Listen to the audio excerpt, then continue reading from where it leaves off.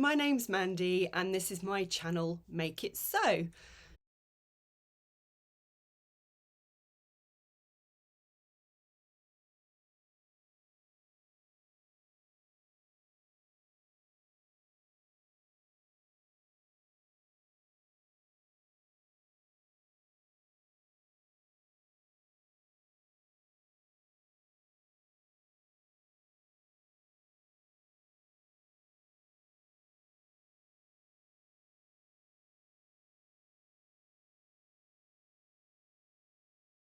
First of all, I'll show you the options, and you can see that I had 3 different fabrics to choose from, and I asked all of you lovely viewers to vote for it either via my YouTube community page or via Instagram.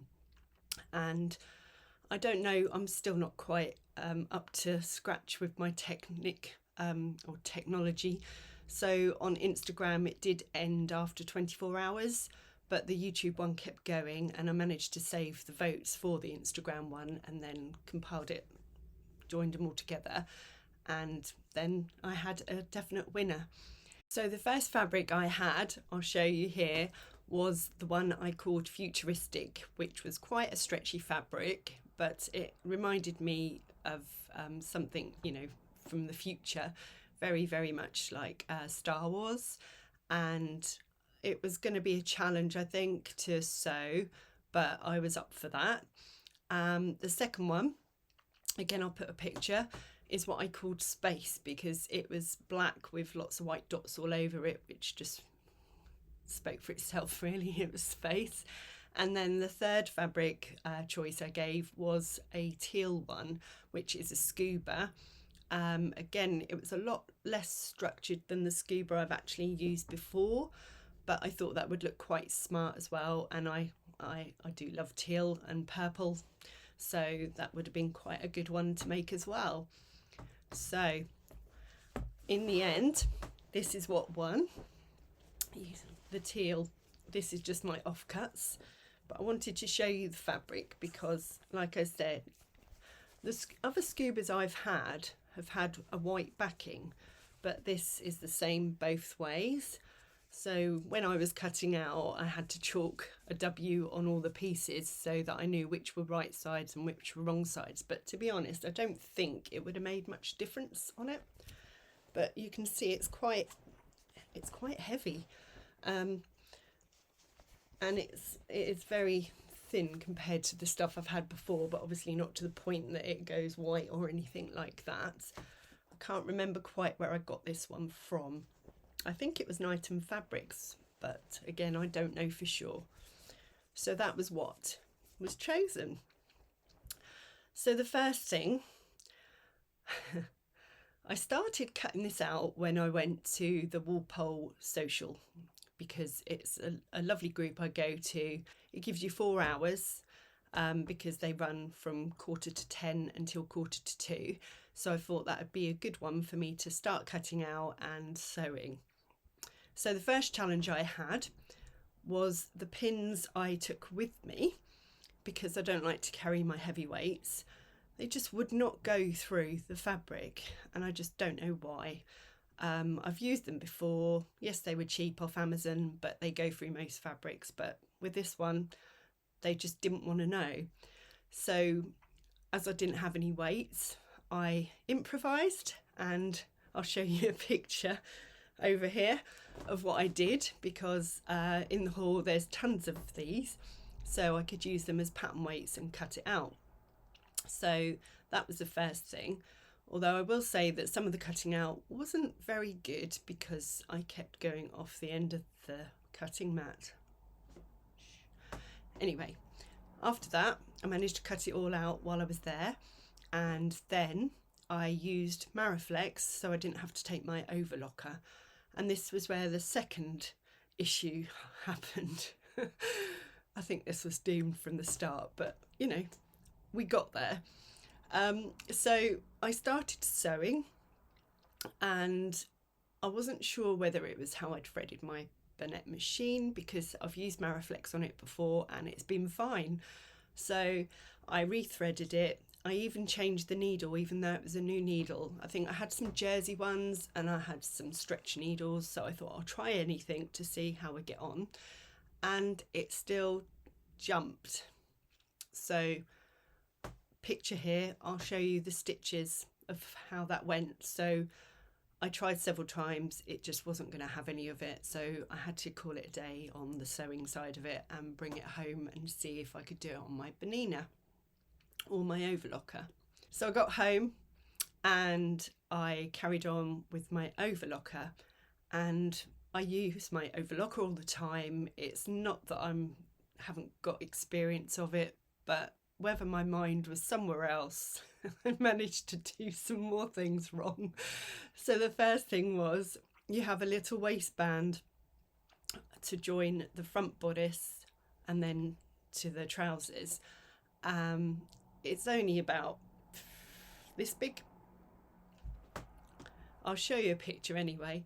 But what happened was, even though I'd marked all my pieces with wrong side and right side, I managed to sew the front waistband wrong side to right side. So when I opened it out, it looked lovely. It had been sewn up really nice with my overlocker, but it was wrong. So I then had to unpick it all, which doesn't take long, but it's just the fact that I did it wrong. So I put it on again, and unfortunately, because I'd unpicked it, my basting stitches for my pleats come undone, so it didn't catch one of the pleats. So guess what I had to do? Yep, my unpicker was definitely my friend that day, so I had to unpick that again, and then finally got the front waistband the right way with the right bits. So that was the first thing. Then I did it again, didn't I? I did it with the back one this time, and again, I don't know why. When I've done it on my machine, like I say, I've made this 5 times with this one, I've never had this issue.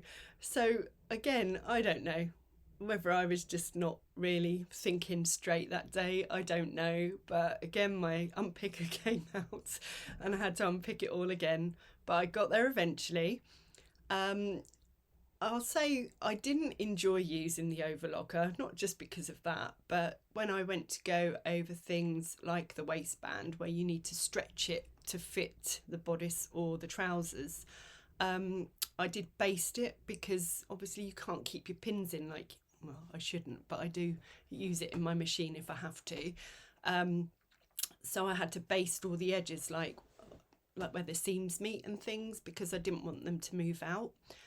And another thing was, when I had to go over on the trouser side seams, you've got the pockets there, and there's so many layers of this fabric that it did make a bit of a racket, but it went through, which was something. So that was my overlocking experience. Another thing that I found different was, you'll see in the pictures, there was a bit of a gape on this one, and I've never had that before. Whether it was unpicking the waistband a few times that it stretched out, or whether it's just this fabric, because like I say, it isn't as structured as my usual ones. So whether that was it, I don't know. Fabric choice, who knows?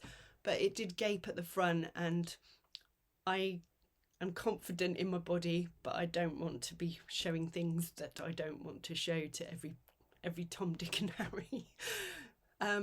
So I have got to either put a vest on it when I'm wearing it, or a friend suggested that I put a little concealed popper there, because I said to her, oh well, I could sew it up, have a secret stitch, or I could put a modesty panel in it. But like she said, how are you going to get it off? I didn't think of that, so I'm glad that she said that, because I wouldn't have even thought about that until the event, and I'd be wondering why it won't come off. I'm going to insert some pictures of me wearing it. I'm going to be meeting Sam at the social, and we're going to show you our Siroccos together, and then I'll come back to you afterwards. Bye for now.